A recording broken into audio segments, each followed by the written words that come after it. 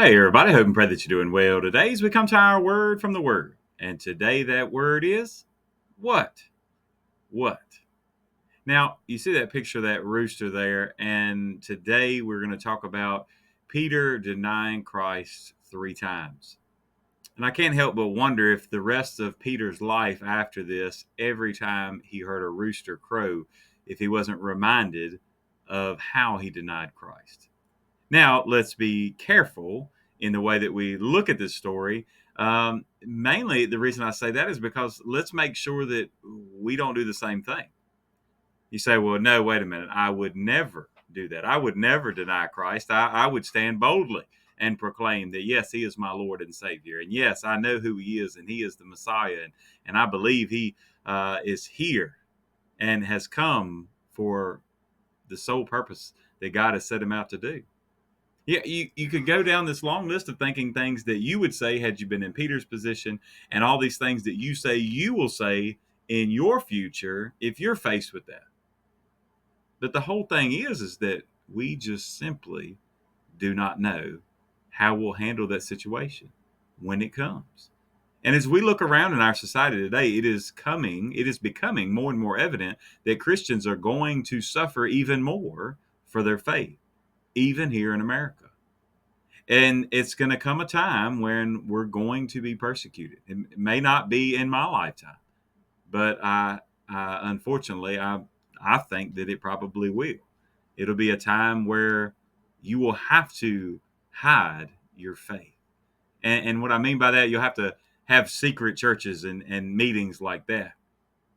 And then in those moments, will you boldly proclaim, I follow the Lord? Again, we could say a whole lot. We're talking about giving. What can we give to the Lord? Will we give him our fidelity? Will we give him our trust, right? That we trust in him enough to say, doesn't matter what everybody else says. Again, Peter, earlier in the chapter. Now, this is a long chapter, 72 verses, and we're going to look at the last 6, 7 verses there.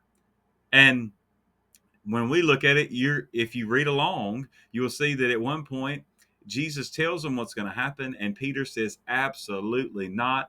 I won't run away. I'm not going to hide. I'm going to stand here boldly. And Jesus says, look, you're not even going to make it through the night. He's looking ahead, and he's thinking so far ahead. He's like, look, when that day comes, I will stand boldly. And he says, you're not even going to make it through the night. The rooster will crow twice, and by then you'll be already have denied me 3 times. And then we fast forward to the end of the chapter, and we see, starting in verse 66 of Mark chapter 14, it says, now as Peter was below in the courtyard, one of the servant girls of the high priest came. And when she saw Peter warming himself, she looked at him and said, you also were with Jesus of Nazareth. But he denied it, saying, I neither know nor understand what you're saying.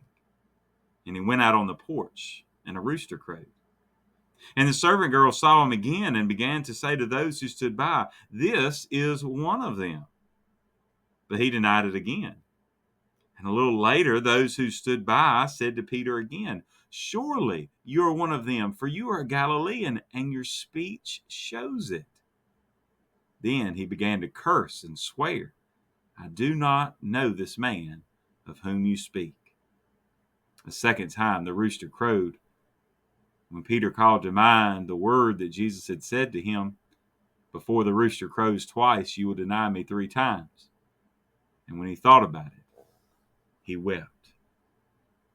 I think that there's many times in our lives that we're going to have moments where we'll say, look, I'm going to be bold. I'm going to stand in faith, and I'm going to trust. And then in those moments that we don't, if you've ever done that before and fallen short, it's almost as soon as it's done, as soon as the words are out of your mouth, it just put it to you this way. Like you say, okay, well, look, I've been cursing and I've had some bad language. And it's as soon as that next time that word slips out, you immediately say, God, I told you I wasn't going to do that again. What was I thinking? That's essentially what's going on here. He had all intentions of giving Jesus everything. giving him his fidelity, giving him his strength and his fierceness and showing out his faith. That was his intention.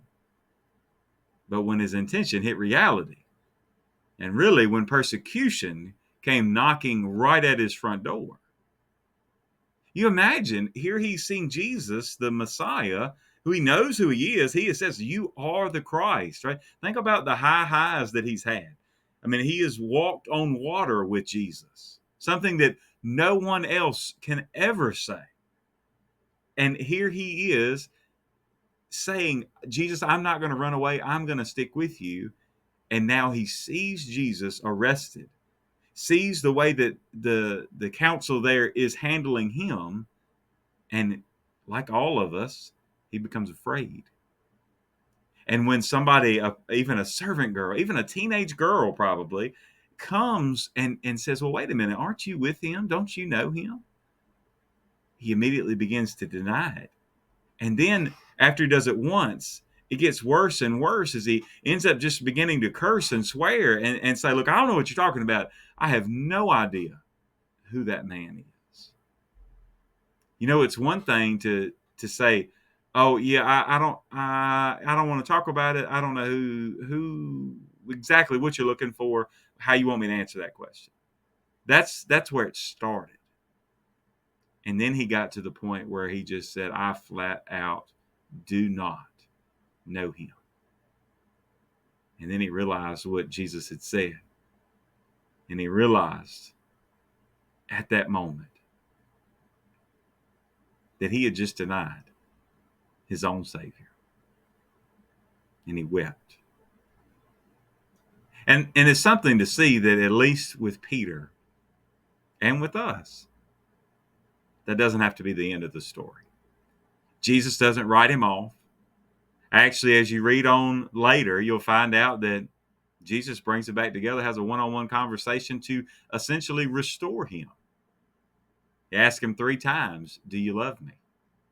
He says, "Well, feed my sheep, tend my sheep, feed my lambs."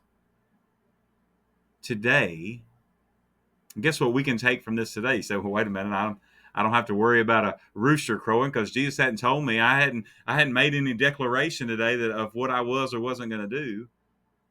Well, here's what I would say. I would caution us all, I myself included. We need to caution ourselves before we try to tell God what we will do.